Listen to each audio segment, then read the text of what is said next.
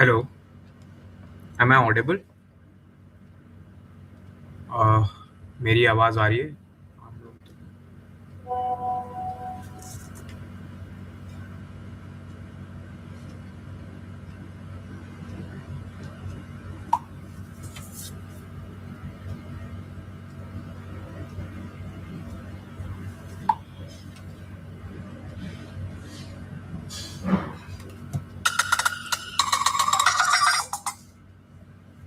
Hello, am I audible? आप chat में लिख के मुझे बता सकते हैं।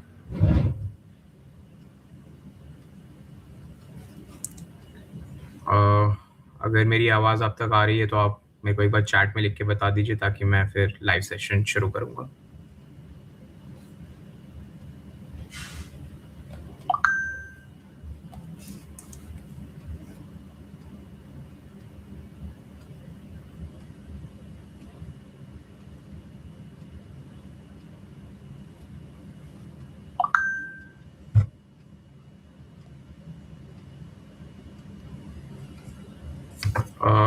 मेरी आवाज़ आप लोगों तक आ रही है?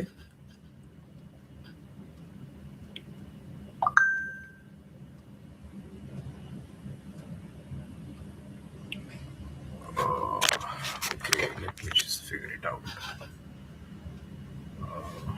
Is it better now? I think. Alright, ठीक है। एंड वीडियो में भी कोई परेशानी तो नहीं है? आई थिंक जो मुझे नज़र आ रहा है वही आप लोगों को नज़र आ रहा होगा, तो I think it is okay.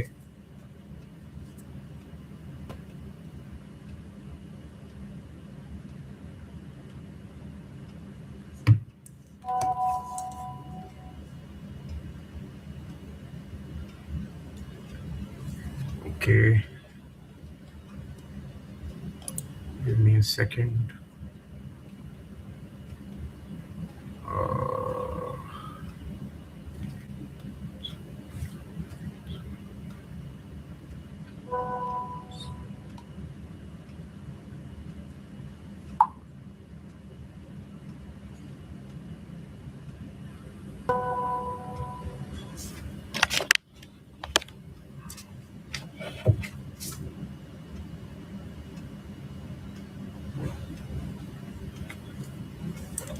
better.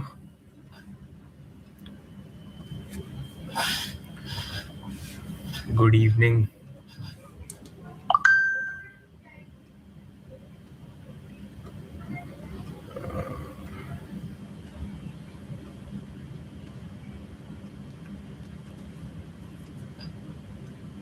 Think I'll start only.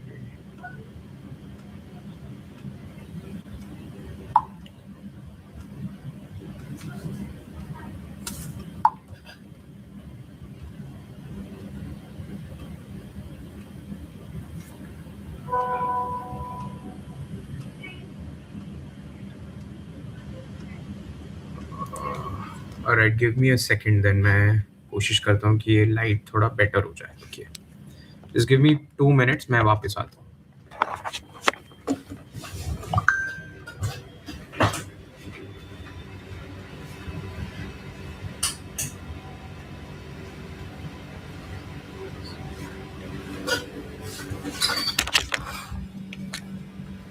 Is it better now?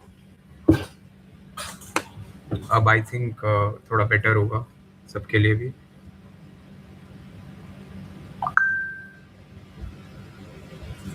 Fair enough. ठीक है, let me know when we can start. Great. मेरी आवाज़ सब तक आ रही है ना क्लियरली? एक बार चैट में आप लोग लिख देंगे yes, तो it will be better for me. Is my voice clear? Great. ठीक है. All right. I'll start then. So, my name is Polavurappu Dhwanish. I've secured All India rank 108 in this year's civil services examination. This was my third attempt and second interview. And I started my preparation back in 2023. My optional was economics. and last year also I gave interview but could not make it to the final list. This time, by God's grace and best wishes of everybody around me, I've been able to secure this rank and will hopefully join Indian Foreign Services. तो आज मैं आपके साथ अपनी journey discuss करूंगा, अपनी strategies discuss करूंगा end of course आपके क्वेश्चंस भी लूंगा. जितने भी आपके डाउट्स हैं आप अपने चैट में लिखते जाइए. मैं towards the end of the session definitely उनको एड्रेस करने की कोशिश करूंगा. बट मैं कुछ पहले शुरुआत में कुछ चीज़ें डिस्कस करना चाहता हूँ जो कि फेयरली कॉमन होती हैं सबके लिए. एंड बियॉन्ड दैट हम फिर क्वेश्चंस ले सकते हैं individually for each and everybody. I hope that's okay, right? ठीक है, so I will start with my prelims strategy. अभी because prelims is about a month away, तो आई थिंक ये सबसे ज़्यादा इंपॉर्टेंट हो जाता है सबके लिए डिस्कस करना. तो prelims I know for a fact कि ये एक qualifying examination, so unlike mains इसके नंबर एक्चुअली में मेरिट लिस्ट में नहीं जुड़ते हैं. So all you have to do is basically meet a particular threshold और अ कट ऑफ, राइट? तो उसके लिए हमें तैयारी करनी होती है मेजरली. तैयारी करनी होती है and for that we need to understand the requirement of the examination very well. Because prelims में 2 पेपर हैं. एक की कट ऑफ हमें पता है और एक की कट ऑफ हमें नहीं पता है. सो सी सैट की cut off we know for a fact कि 1/3 कट ऑफ होती है. So everybody has to score 66.66 and जो दूसरा पेपर है उसकी cut off year on year change होती रहती है. बट पिछले 3-4 सालों में जो पैटर्न रहा है, somebody who's scoring between the ranges of 95 and above or who's scoring 95 and above, वो एक safe zone माना जाएगा given the kind of paper that we have been getting over the last 3-4 years, right? तो वो एक हमारे लिए important चीज़ है जानना कि हमारा threshold क्या है और हमें किस लेवल तक अपनी प्रिपरेशन को लेके जाना है. So I would say whoever is aiming for 2026 का prelims, just make sure that you reach that 95 plus वाला threshold so that you're in the safe zone. Otherwise फिर आप border zone में होते हैं and then each and every day between prelims and mains is very important for your preparation. Because हमें पता है कि अब आने वाले टाइम में prelims और mains का टाइम जो है वो और कम कर दिया गया है. पहले 3.5 months मिलता था, अब 2.5 months मिलता है. So that means it is even lesser this year on. So you have to be ready to basically give all your efforts and time for mains preparation once prelims is over. So for that you need to be focused enough, and for that to happen you should have that mental peace ki yes, I'm clearing prelims with a comfortable margin. So if you're scoring above 95, I would say that you're in the safe zone. तो अब मैं आपको बता देता हूँ कि मेरा prelims का फंडामेंटल स्ट्रैटेजी क्या था. सो मैंने 3 बार प्रीलिम्स दिया है. 2021 में मैंने पहली बार प्रीलिम्स दिया था, but that was without any preparation at all. I just went to the examination without even knowing कि इसमें 2 पेपर होते हैं. But so of course naturally वो मेरा तब नहीं निकला था. एंड उसके बाद फिर मैंने प्रीलिम्स के लिए मैं बैठा था 2024 में, and I cleared it. And 2025 में, and again of course I cleared it. So मेरी कुछ लर्निंग्स रही हैं प्रीलिम्स को लेके. वो ये रही हैं कि सबसे पहले PYQs इज वेरी इंपॉर्टेंट.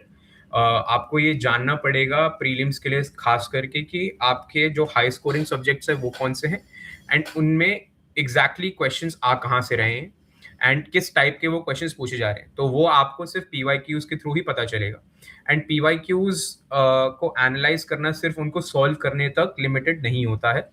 आप अगर प्रीलिम्स के लिए अगर आप PYQs एनालाइज कर रहे हैं, उनको अटेम्प्ट कर रहे हैं, तो आपको ये भी देखना पड़ेगा कि एक PYQ एक पर्टिकुलर क्वेश्चन में ही और कौन सी तरह के क्वेश्चंस बन सकते हैं.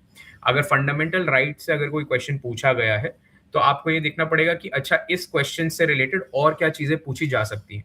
या फिर अगर मैं हिस्ट्री की स्पेसिफिकली बात करूँ तो मैंने हिस्ट्री में, जैसे मैंने अभी आज तक मैंने स्पेक्ट्रम नहीं पढ़ी है. मैंने जो मेरा हिस्ट्री की तैयारी करी थी मैंने वो इस बेसिस पे करी थी कि मैंने PYQs अच्छे से एनालाइज किए थे. And the way I use to analyse PYQs is कि I also use to understand each and every option of each and every question for the last 10 years जो भी हिस्ट्री में क्वेश्चंस पूछे गए हैं, B it ancient, medieval, modern, अगर मेरे को 4 ऑप्शंस भी दिए गए हैं तो मैं उन 4 ऑप्शंस के भी नोट्स बनाता था. एंड दैट इज वाई मैंने कोई फंडामेंटली हिस्ट्री के लिए कोई स्पेसिफिकली किताब नहीं पढ़ी थी. It was just fundamentally PYQs only, and on the basis of that I was able to attempt decent number of questions, and my accuracy was fair also. Like if 10 or 12 questions are being asked in the examination, I would attempt 9, and out of which I would comfortably get 7 correct. तो ये हमें एक important threshold बनाना पड़ेगा, और ये understanding तभी आएगी जब हम PYQs को अच्छे से एनालाइज करेंगे. PYQs की अगर बात हो जाए, उसके बाद हमें ये बात देखना पड़ेगा कि हमारा कंफर्टेबल जोन क्या है क्वेश्चन अटेम्प्ट करने का. बिकॉज प्रीलिम्स में everybody has a different approach, right, और सबकी एक्यूरेसी भी डिफरेंट होती है. तो आपको ये आइडेंटिफाई करना पड़ेगा कि आपका ऑप्टिमम लेवल कौन सा है क्वेश्चन अटेम्प्ट करने का. मेरे लिए वो लेवल था 85 to 90 क्वेश्चंस, बट कुछ लोगों के लिए वो 70 क्वेश्चंस भी होता है, कुछ लोगों के लिए 95 क्वेश्चंस भी होता है. And I have enough people and I have met enough people around me who would attempt all 100 questions very comfortably and clear the prelims. तो आपको ये आइडेंटिफाई करना पड़ेगा कि आपका सेफ जोन कौन सा है, और वो आपको पता चलेगा मॉक्स के थ्रू. एक बार आपके मॉक्स आपने अच्छे से एनालाइज कर लिए और आपको पता चल गया कि ये मेरा कंफर्टेबल जोन है और प्रीलिम्स में क्वेश्चन को अटैक करने का या क्वेश्चन पेपर को अप्रोच करने का, then you should be able to identify कि आपका कंफर्टेबल स्पेस कौन सा है, कौन से नंबर ऑफ क्वेश्चंस में आप कंफर्टेबल होते हैं. And once you figure that out, then you should stick to that even in the actual day of the examination. उस टाइम पे आप डेविएट मत करिए, प्रेशर में सकम मत होइए, एंड जो भी आपने एक स्ट्रैटेजी बना के चल रहे थे आप घर पे, नो मैटर कि क्वेश्चन पेपर कैसा रहा हो, आप उस स्ट्रैटेजी पे स्टिक करके रखिए अपने आप को. इसके अलावा आ जाता है कि आप रन अप टू प्रीलिम्स में, अभी क्योंकि 1 महीना दूर है प्रीलिम्स, तो आपको फंडामेंटली क्या करना चाहिए, प्रीलिम्स के 1-2 महीने क्या करना चाहिए. तो मैंने अपने लिए एक टूल किट बनाई हुई थी प्रीलिम्स में, जिसमें मैंने एक शॉर्ट नोट्स बनाए हुए थे, और इसके अलावा मैंने अपनी एरर लिस्ट बनाई हुई थी, और जो भी फंडामेंटली मेरे प्रिपरेशन में गैप्स थे और मॉक्स का जो एनालिसिस था, मैं उस टूल किट में रखता था. तो वो जो शॉर्ट मेरे नोट्स होते थे वो बेसिकली प्रॉम्प्ट्स होते थे for each subject. Like for big 4 जैसे polity, history, economics, geography, these are the big 4 subjects for prelims. तो मुझे पता था कि इन चारों सब्जेक्ट्स में से अगर कोई क्वेश्चन आ रहा है स्टैटिक में से, तो there I cannot get wrong.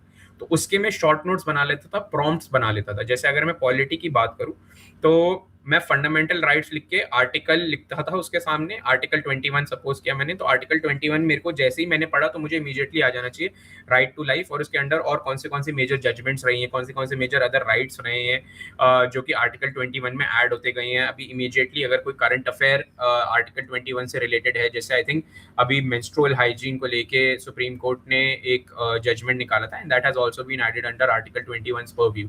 तो ideally I would add that in my notes for article 21 and put a prompt there. तो ऐसे करके मैंने एक प्रीलिम्स टूल किट बनाई हुई थी, जिसको मैं रिलीजियसली रिवाइज करता था. And run up to prelims 2 महीने अगर मेरे पास है प्रीलिम्स के, तो मेरा फोकस ज्यादातर स्टैटिक रिवाइज करने पे होता था, which is I would revise at least 8 to 9 times in 2 months time the static portion, and give at least 25 to 30 mocks. वो इंपॉर्टेंट है आइडेंटिफाई करने के लिए कि आप किस टाइप की गलतियां कर रहे हैं, कहाँ पे आपके इन्फॉर्मेशन गैप्स हैं, और इन्फॉर्मेशन गैप्स अगर आपके हैं तो वो आप एरर लिस्ट में मेंटेन करके रखिए, ताकि आप उनको भी रिवाइज करते रहे रेगुलरली. इसके अलावा एक बहुत कॉमन क्वेश्चन आता है प्रीलिम्स को लेकर, वो है करंट अफेयर्स को कैसे अटैक किया जाए. तो करंट अफेयर्स के लिए मेरी स्ट्रैटेजी काफी सिंपल थी. मुझे पता था कि करंट अफेयर्स में मेरे को अपने आप को लिमिट करके चलना है, और जितना मैं अपने लिमिटेड सोर्स से वैल्यू एक्सट्रैक्ट कर सकता हूँ वो मेरे लिए बेटर रहेगा. तो उसके लिए मेरी स्ट्रैटेजी ये थी कि मैं हर रोज न्यूज़पेपर पढ़ता था रिलीजियसली, एंड न्यूज़पेपर के मैं नोट्स बनाता था. मेरे नोट्स ज्यादा इलेबोरेट नहीं होते थे. एवरीडे न्यूज़पेपर रीडिंग के बाद 1.5 पेज के मेरे नोट्स बनते थे.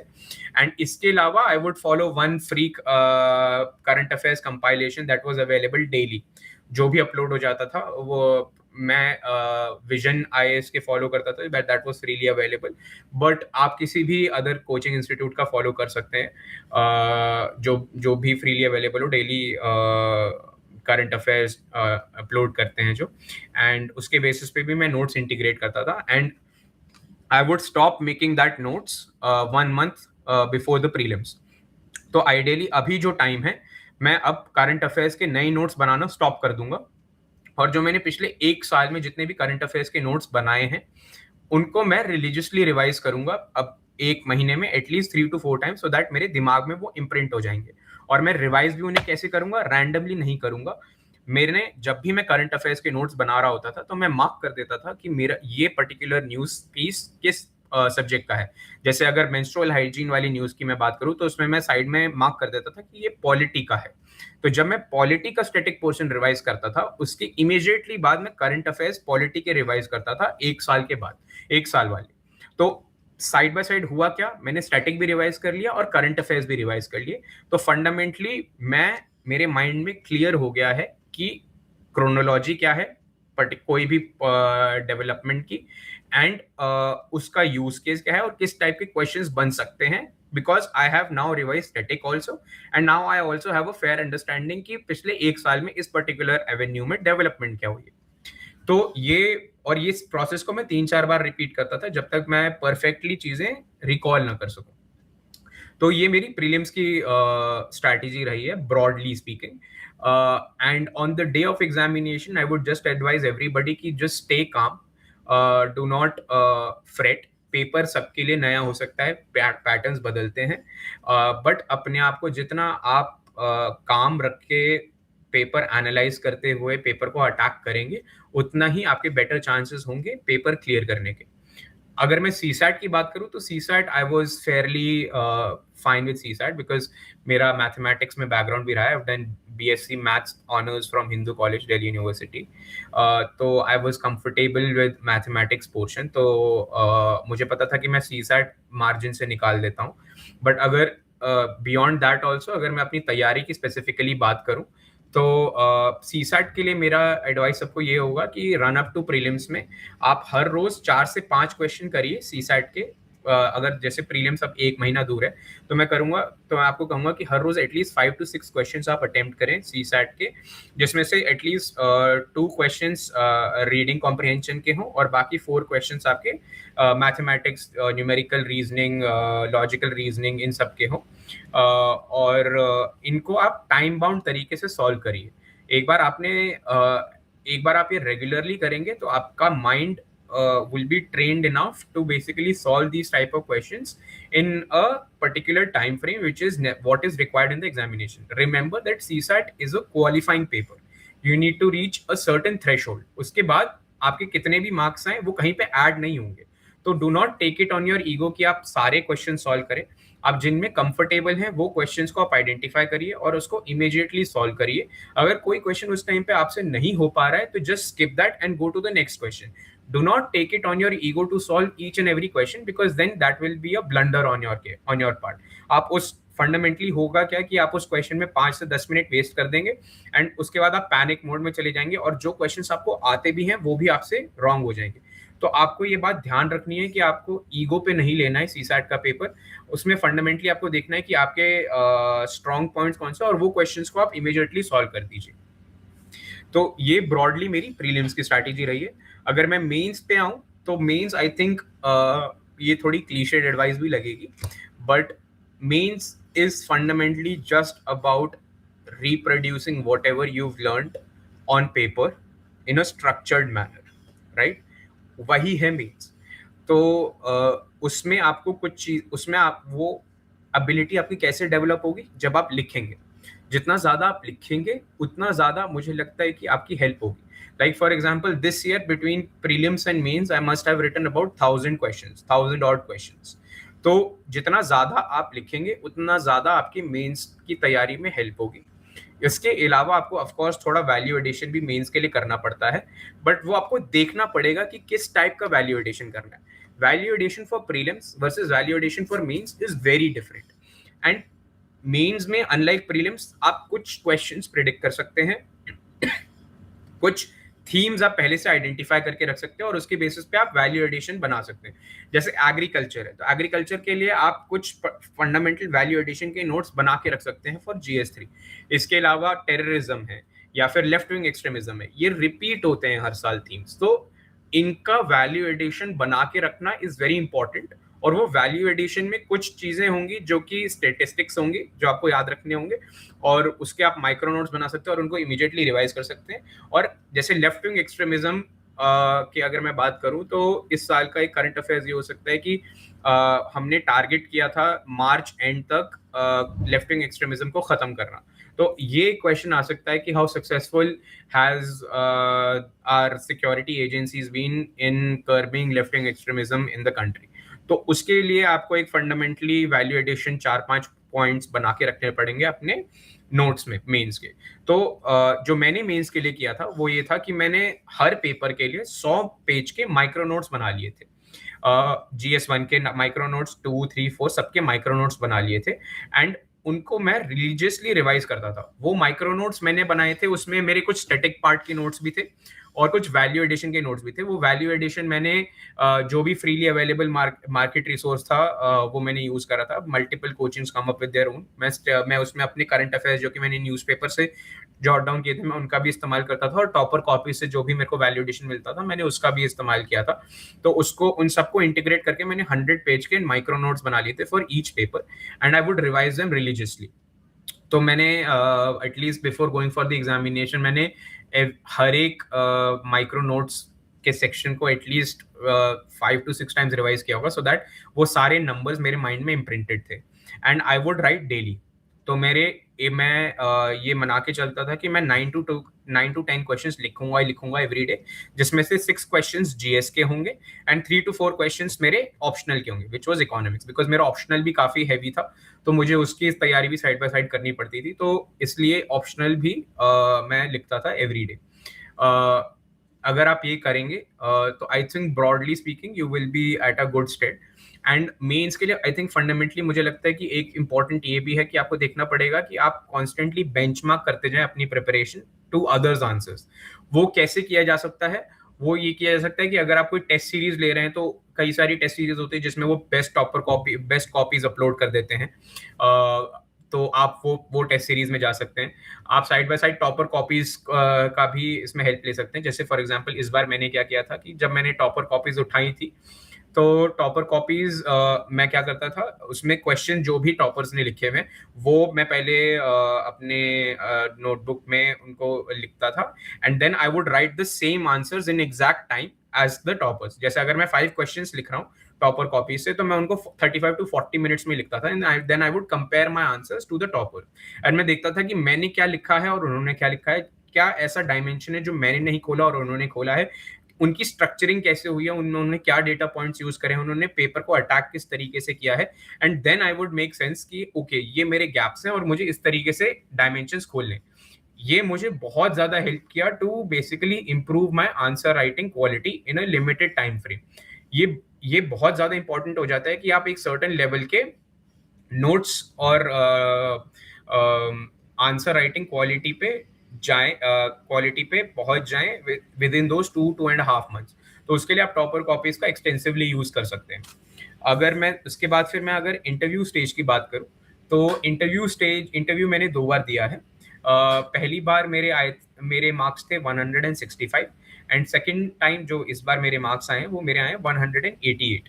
तो जो फंडामेंटल डिफरेंस मैंने अपनी प्रिपरेशन में रखा है वो ये रखा था कि मैं करंट अफेयर्स पे बहुत ज़्यादा अपनी पकड़ मैंने स्ट्रॉन्ग करी थी इस बार, एंड दूसरा मैंने अपने ऑप्शनल को और अच्छे से तैयार किया था फॉर इंटरव्यू स्टेज, बिकॉज मेरा ऑप्शनल इकोनॉमिक्स है, तो नेचुरली लोगों का इंटरेस्ट बन जाता है उस पर्टिकुलर एरिया से क्वेश्चन पूछने का।